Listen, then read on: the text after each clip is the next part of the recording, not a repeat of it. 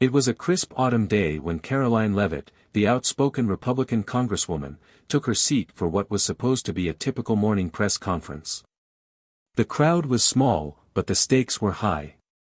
Karoline had just announced a new bill aimed at increasing support for religious schools and promoting the role of faith-based organizations in local communities. It was a hot topic, but the real buzz was about the unexpected guest sitting near the front. Zane Mitchell, a well-known atheist journalist with a penchant for provoking heated debates, was there with his camera rolling. Known for his scathing critiques of religious figures, Zane's presence was no accident. He had been waiting for just the right moment to challenge Karoline's stance, hoping to create a viral moment that would resonate with his audience. The press conference started smoothly, with Karoline answering questions about her proposed bill. But Zane's turn to ask questions came, and the atmosphere shifted instantly. "Congresswoman Leavitt," Zane began with a smug smile, "your bill is a direct attack on the separation of church and state. You claim to represent all Americans, but you're pushing for legislation that benefits only the religious community. Do you believe that religion should dictate policy in a modern, secular nation?" The room fell silent. Karoline's eyes narrowed as she met Zane's gaze, her composure unshaken. "Zane, your question presupposes a lot of things," Karoline replied, her voice calm but firm. "First of all, I'm not forcing anyone to adopt my beliefs. I'm giving religious communities the same rights and freedoms that non-religious organizations enjoy. And second, I don't believe religion should dictate policy, but I do believe that faith has a place in our society. This is America, after all." Zane pressed on, eager to escalate the confrontation. "But Congresswoman, this bill will force taxpayers to fund religious programs. How do you justify that?" Karoline's smile didn't falter, and she took a deep breath before responding. "It's simple, Zane. We fund schools, we fund healthcare, and we fund a lot of initiatives based on community needs. Religious organizations contribute enormously to the welfare of society, through charity, healthcare, and education. If you're truly committed to equality, you'd recognize that the government shouldn't discriminate against these organizations just because they operate under the banner of faith." Zane, now growing frustrated, was ready to strike back harder. What he didn't expect was the next line from Karoline. "Or are you suggesting that only secular charities deserve taxpayer dollars?" she added, her voice suddenly sharp. The audience murmured, sensing the shift. Zane looked momentarily taken aback, but he quickly recovered, sensing an opening. But Karoline was already a step ahead. "Zane," she said, leaning forward slightly. "I understand that you want to make a point, but there's one thing you need to remember. The freedom of religion is enshrined in the Constitution. And if you truly care about freedom, you'll support it for everyone, not just the ones you agree with." Zane opened his mouth, but no words came out. The stunned silence in the room spoke volumes. The tension in the room was palpable. Zane Mitchell's face flushed, his earlier confidence evaporating in the face of Karoline Leavitt's unshakable composure. The silence that followed felt as though time had stopped, with every eye in the room fixed on the two of them. Zane fumbled for a moment, trying to regain his footing. His usual sharp tongue, the very tool he had used to tear apart politicians and religious leaders alike, seemed momentarily dull. He cleared his throat and shifted in his seat, hoping to redirect the conversation. "That's a pretty standard talking point, Congresswoman," Zane said, his voice now lacking its usual bite. "But we both know that in reality, religion doesn't just have a place in society. You're pushing an agenda, one that uses taxpayer money to support ideologies you personally believe in. That's dangerous. You're turning a blind eye to the fact that not every American shares your views." Karoline sat up straighter, her eyes never leaving Zane. "And that's where you're wrong, Zane," she responded, her tone unwavering. "The beauty of America is that we have a diverse set of beliefs. But diversity isn't just about accepting the things that are convenient. It's about respecting those whose beliefs differ from yours. You see, I'm not asking you to adopt my faith. I'm simply advocating for the freedom of those who do to be treated with the same respect and support as anyone else. Her words, though measured, carried a weight that was hard to ignore. Zane shifted uncomfortably. But Karoline wasn't finished. You talk about taxpayer money, she continued, but let's be clear. Religious organizations, churches, synagogues, mosques, are already part of our communities. They provide services to the poor, feed the hungry, and offer shelter to those in need. Should we suddenly stop funding those efforts just because they happen to be associated with religion? I don't think so. Zane was visibly struggling now, unable to keep up with her pace. But, he stammered, then stopped as Karoline raised a hand, signaling that she wasn't finished.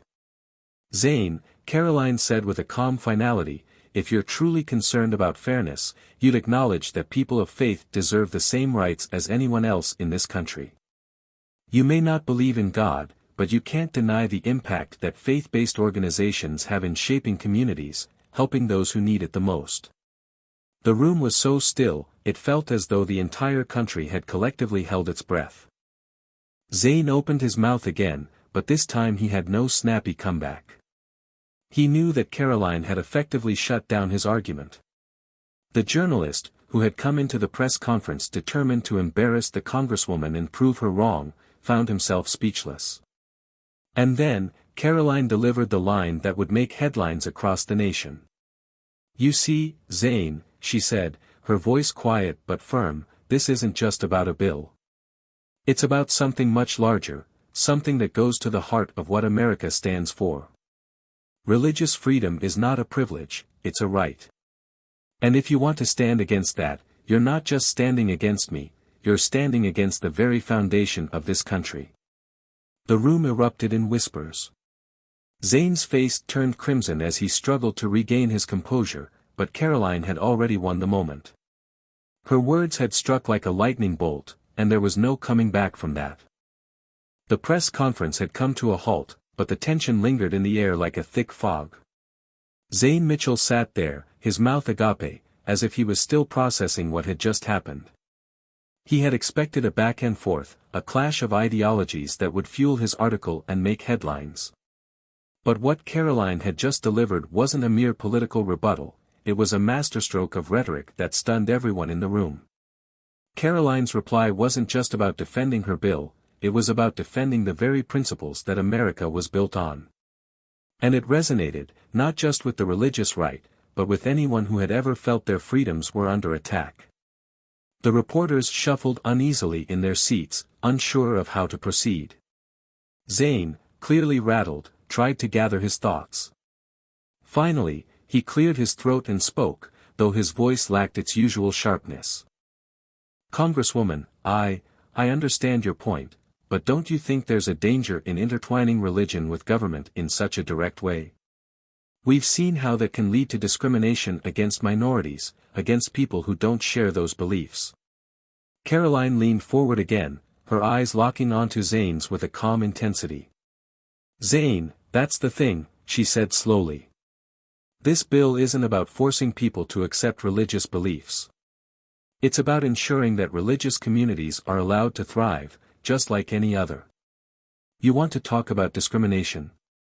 What about the discrimination faced by those who want to practice their faith openly, without being attacked or silenced because it doesn't fit the secular agenda? The room fell into another uneasy silence. This time, Zane's retort was slower to come. He had no counter for her points. Karoline's words were not only logical but grounded in a deep understanding of the rights that all Americans should have, regardless of their belief system. But the damage had already been done. The headlines the next day were nothing short of explosive. Karoline Leavitt shuts down atheist journalist, her reply stuns America. One headline screamed. Another read, Leavitt's bold stand for religious freedom leaves critics speechless. Even more outlets began to pick up the story, covering the moment from every angle, from political pundits to everyday social media users. On Twitter, hashtags like #Karoline Leavitt and #FreedomOfReligion were trending. Many praised her for standing firm in defense of religious freedoms, while others were critical of her stance, accusing her of trying to impose religion on the public. But one thing was clear: Karoline's response had taken the nation by storm. She had managed to turn what was supposed to be a hostile confrontation into a rallying cry for her supporters, leaving her critics scrambling to catch up. As for Zayn, the fallout from the press conference was swift. His followers were divided.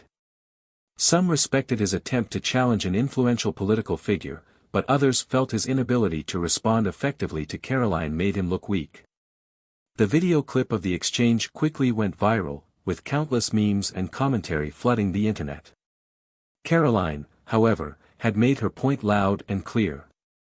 She had taken what could have been a disastrous encounter and turned it into a victory for her cause. Her political opponents may have underestimated her, but in that moment, she had shown that she was not only a capable politician, she was a force to be reckoned with. Days later, Karoline gave an interview, where she was asked about the confrontation with Zayn. With a calm smile, she simply said, "I believe in the freedom to practice your faith, whether you're a believer or not. America was founded on that principle, and I'll continue to fight for it, no matter who tries to challenge it." Her words left little doubt that this was just the beginning. Karoline Leavitt had not only shut down an atheist journalist, she had set the stage for a larger battle over religious freedoms in America. And as her influence continued to grow, it was clear that her reply had left an indelible mark on the political landscape. The media frenzy surrounding Karoline Leavitt's press conference only intensified in the following days.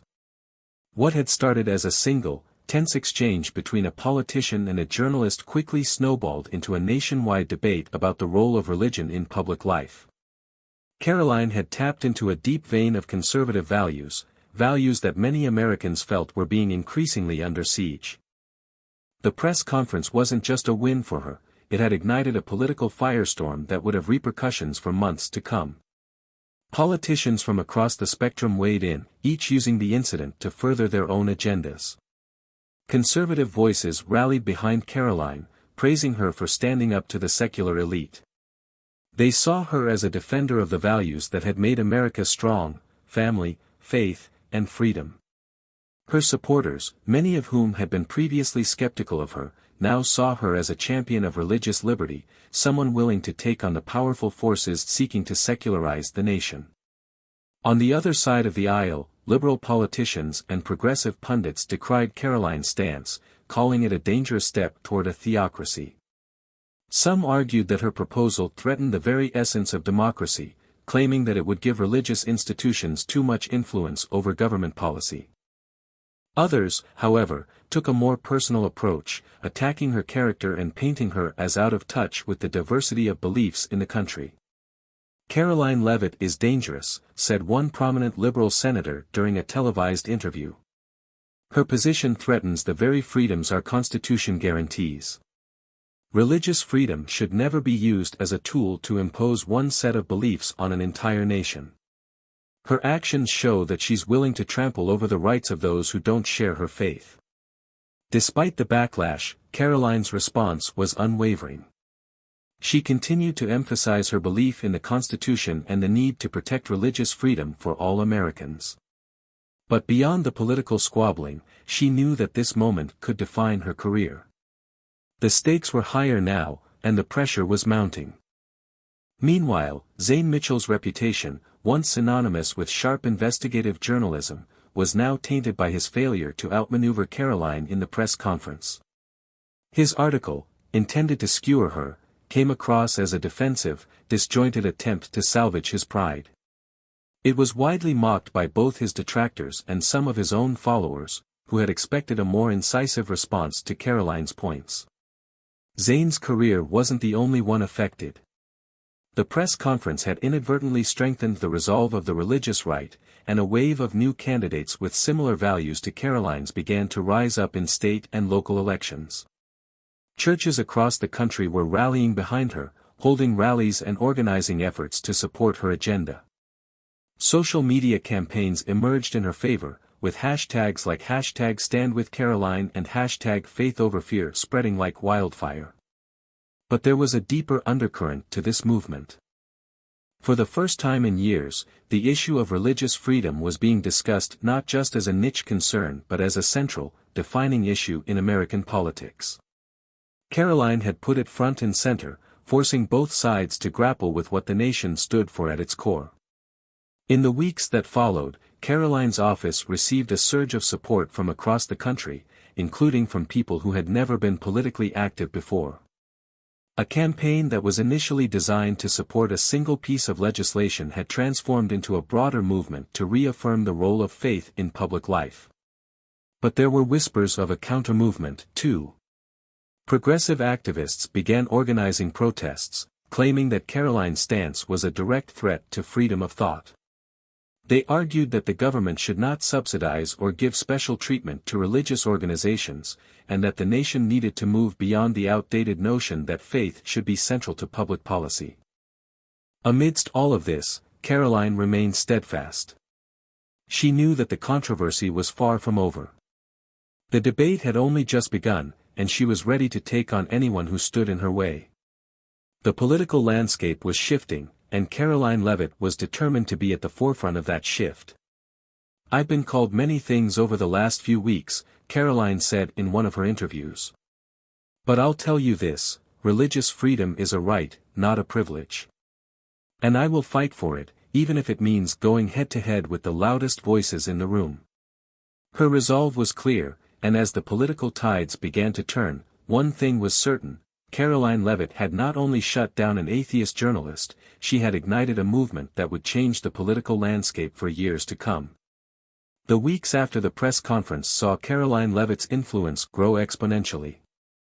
Her political profile had surged, and the national conversation surrounding religious freedom and the role of faith in government had reached new heights. But with the spotlight shining so brightly on her, the stakes were higher than ever. A new political showdown loomed on the horizon, one that would test Karoline's resolve like never before. As the controversy continued to unfold, a coalition of progressive lawmakers and secular advocacy groups began organizing for a major pushback against her proposed bill. Led by a prominent Democratic senator, Maria Sanchez, and supported by a wave of grassroots movements across the country, the coalition was determined to make their opposition heard. They called it the Freedom of Thought Campaign, arguing that the bill would violate the separation of church and state, endanger religious minorities, and ultimately undermine the very foundation of American democracy. "We will not allow politicians like Karoline Leavitt to dismantle the principles that have made this country a beacon of freedom and inclusivity," Senator Sanchez declared during a rally in Washington, D.C. Religious freedom should never be used as a tool to impose a single worldview on the rest of us. Karoline, however, was undeterred. She knew that this battle was not just about passing a bill, it was about something much bigger, the future of America's cultural and political direction. In her eyes, the nation was at a crossroads, and she was determined to steer it in the direction of greater religious liberty. The clash reached a fever pitch when Karoline was invited to a televised debate with Senator Sanchez. The debate, set to air on national television, was billed as a showdown between two opposing visions of America, one that embraced religious freedom and the other that sought to keep religion out of public policy. On the night of the debate, millions of Americans tuned in, eager to watch the two political figures square off. The atmosphere was electric, and the stakes could not have been higher. Karoline was calm, collected, and poised. She had already been through the fire, and she knew this was her chance to make her case to the American people once and for all. Senator Sanchez, on the other hand, was fiery and passionate.